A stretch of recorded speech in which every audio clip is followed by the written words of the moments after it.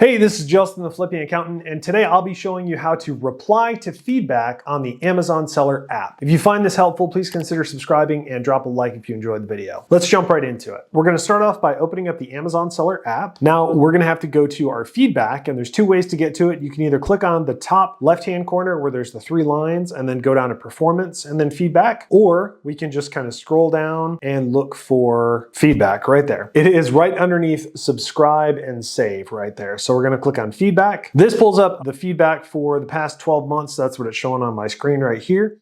And what you can do if you want to leave a reply is you can click on public reply. So this first one right here that was ordered on January 2nd, 2024, go ahead and click on public reply. There is a little note that says, don't provide private information. Leaving a feedback will not impact your numerical score. Once submitted, responses can be removed, but they can't be changed. Do not ask the buyer questions or start a dialogue because they can't respond. And if the buyer's feedback is suppressed, this response will also be suppressed. So the app itself, it doesn't really give you the information on what to do here. See where it says post a public reply, and then underneath it says important notes about seller responses. Right underneath that is actually a text box right there. So you just click in the text box and then you can type in, glad you enjoyed the product, something like that. You don't have to leave a public response, but if you want to, this is how you do it. So you just type in what you want it to say. And again, you can't really have a conversation because the buyer can't respond to it. And remember, this is going to be public on your Amazon seller profile. So anyways, you just type in what you want to say.